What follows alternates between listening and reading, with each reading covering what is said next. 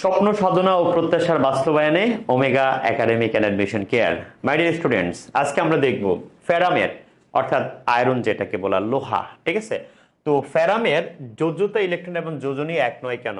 বারংবার একই প্রশ্ন আসে, কিন্তু প্রবলেম হচ্ছে সমস্যাটা আপনি নিজেই। প্রবলেম কি? সমস্যা আপনি নিজেই, কারণ কি আপনি সঠিকভাবে লিখতে পারবেন না।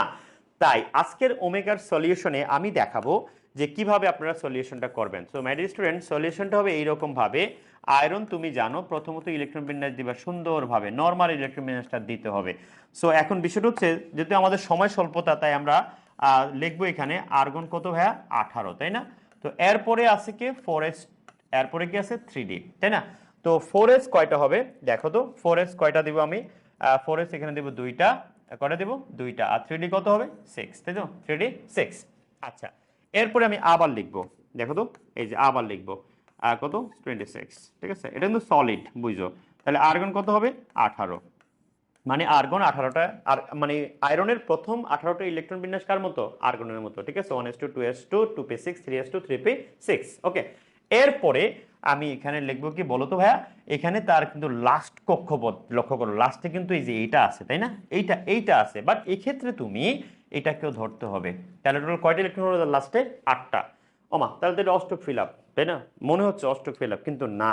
এটা একটা পরিবর্তনশীল যোজনী প্রদর্শন করা তার একটা ধর্ম কার? আয়রনের। সো প্রথমত সে ঠিকঠাকই ছিল, কিন্তু এখন এটা কি সলিড পজিশন, এটা কি সলিড। এবার কিন্তু সলিড পজিশন হবে না, এবার সে দুইটা ইলেকট্রন ছেড়ে দিবে। এই যে 4s2 থেকে দুইটা ইলেকট্রন ছেড়ে দিবে, এখানে কত হবে? 3d6, তাই না? 3d6। তার মানে তার লাস্ট কক্ষপথে ছিল কয়টা? এই যে লাস্ট কক্ষপথ কিন্তু এইটা, হ্যাঁ। কিন্তু আমাদের ডি আছে, ডি কে এখানে বাদ দেওয়া যাবে না, কারণ এটা আউফবাউন্ড নীতি অনুযায়ী যদি আমরা দেখাই, তাহলে 4s2 3d আর 3d6 ঠিক আছে, ওকে। কিন্তু আমি এখানে এখন কত লিখবো বলো তো? তাহলে এখানে কি এটা কিভাবে ফাঁকা রাখা যাবে? না, এখানে লিখতে হবে কি +2 অথবা 2+ লেখা যাবে। এখন প্রশ্ন হচ্ছে আগে প্লাস হয় নাকি আগে ইলেকট্রন ছাড়ে? তো আমি যদি বলি যে আগে ইলেকট্রন ছেড়ে দেয় দেন প্লাসটা হয়, দ্যাট মিনস আগে 2 পরে প্লাস, ঠিক আছে। আবার তুমি +2ও দিতে পারো, মানে প্লাসটা আগে দিতে পারো, সমস্যা না। তাহলে এইখানে দেখো আমি পেলাম কয়টা? দুইটা ছাইড়া দিল। তার মানে এই ক্ষেত্রে দেখেন তার টোটাল ইলেকট্রন ছিল কয়টা? 8টা। কিন্তু সে এখানে কিন্তু আবার অষ্টক নীতি চলবে না, ঠিক আছে। কারণ অষ্টক নীতিটা এখানে হবে না এই কারণে, কারণ নর্মালি আমার 3d6 এ আমি ইলেকট্রন দিতে পারতাম 3d8, যেটা ওয়ান্স আপন এ টাইম একটা সময় ছিল, যখন আমরা রোমান সংখ্যায় গ্রুপ নির্ধারণ করেছিলাম। সেটা অফলাইন ক্লাসে আমরা ডিটেলস ব্যাখ্যা দেব ইনশাল্লাহ। সো ভাই এই দুইটা তো ছেড়েই দিল, তাহলে এখানে 6টা আছে। তার মানে হচ্ছে তার টোটাল ইলেকট্রন ছিল 8টা, কিন্তু তার বন্ধনে আবদ্ধ হচ্ছে কয়টা? 2টা। তাহলে এই মুহূর্তে তার যোজনী কত? 2। আর যোজিত ইলেকট্রন কয়টা? 8টা, ঠিক আছে। এবার দেখো, আর ডি তে চায়, মানে ডি কি চায় বলো তো? ডি চায় তার এখানে কয়টা আছে? 6টা, তাই না? 6টা। তো ডি নরমালি কি পছন্দ করে? ডি চায় মানে 1 তো তার আংশিক পূরণ, এটা গণনা করা ঠিক হবে না। আর D5 চায়, আর এটা কি D10 চায়। তো D5 কি? অর্ধপূর্ণ। D10 কি? পরিপূর্ণ বা স্থিতিশীল যেটাকে বলা হয়। এটা হচ্ছে কি অর্ধ স্থিতিশীল, এটা হচ্ছে আংশিক স্থিতিশীল, এটা কাউন্টেবল না। এই দুইটা আমি হিসাব করব, ঠিক আছে।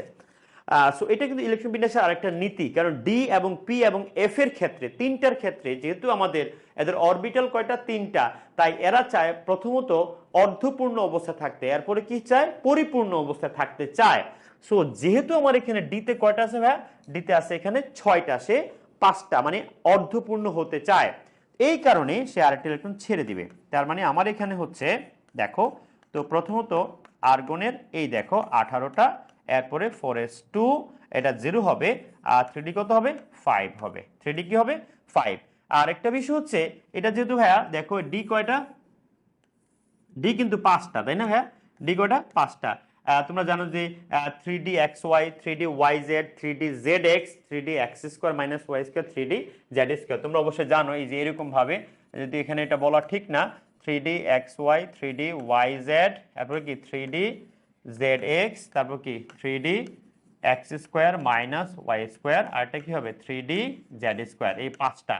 তার মানে এখন আমি যদি তোমাকে বলি যে এই যে ডি এর ক্ষেত্রে ভাইয়া, এখানে কয়টা হবে ইলেকট্রন? একটা। এখানে কয়টা হবে? একটা। এখানে কয়টা? একটা। এখানে কয়টা? একটা। এখানেও একটা। এখানেও কি? একটা, যদিও প্রথমত D6 এ এখানে কয়টা ছিল, দুইটা ছিল, আর বাকিগুলোতে কয়টা ছিল, একটা একটা ছিল। কিন্তু এখন সে কি করবে, অর্ধপূর্ণ করার জন্য এখানে যে দুইটা ইলেকট্রন ছিল এখান থেকে একটা ছেড়ে দিবে। এই যে তুমি দেখতে পাচ্ছ, এখন এখানে আমার কয়টা, একটা, এখানেও একটা, এখানেও একটা, এখানে একটা, এখানে একটা। এটা কি ভাই, এটা হচ্ছে DXY, এটা কি ডি, আর লাস্টে কি হবে, DZ স্কয়ার। আমি সংক্ষেপে লিখে দিলাম, ঠিক আছে। এবার সে কিন্তু অর্ধপূর্ণ অবস্থায় চলে আসছে। তার মানে হচ্ছে আয়রন এই অবস্থায় এখন কত দিবে বলতো, এবার কিন্তু সে তিনটা, তার যোজনী কত এখন, তিন। প্রথমে ছিল যোজনী কত, দুই, এখন কত, তিন। আর জারণ সংখ্যা বললে তার হবে +2, আর এটা কত, +3। এটা হচ্ছে পরিবর্তনশীল যোজনী প্রদর্শনকারী আরেকটি মৌল। তার মানে হচ্ছে আমার ফেরাম মানে আয়রনের যোজ্যতা ইলেকট্রন এবং যোজনী এখানেও আমি এক পাচ্ছি না। তার শেষ কক্ষপথে টোটাল ইলেকট্রন সংখ্যা যা বন্ধন গঠনকারী ইলেকট্রন সংখ্যা কি হচ্ছে, ভিন্ন হচ্ছে। সো মাই ডিয়ার স্টুডেন্টস, এই হচ্ছে আমাদের ছোট ছোট প্রশ্নগুলো, জারণ সংখ্যা এবং বিজারণ সংখ্যা, সাথে পাশাপাশি যোজ্যতা ইলেকট্রন এবং যোজনী সংক্রান্ত এই ধরনের প্রশ্ন আমরা অফলাইনে আরো ডিটেলসে আরো অনেক বড় বড় মৌল দ্বারা ব্যাখ্যা করে থাকি। সো মাই ডিয়ার স্টুডেন্টস, এই ছিল আজকে আমাদের লেকচার। আশা করি তোমাদের কাছে ভালো লাগবে। এই ক্লাসগুলো ভালো করে দেখবা, মনোযোগ সহকারে দেখবা, একবারে খুঁটিনাটি থেকে শুরু করে ডেপথ ডিসিশন থেকে আমরা সিদ্ধান্ত থেকেই এই লেকচারগুলো তোমাদের জন্য এখন রেগুলারলি দেব। সো ভালো থাকবা, ভালো রাখবা এবং ওমেগাকে পাশেই রাখবা। ধন্যবাদ সবাইকে। আসসালামু আলাইকুম।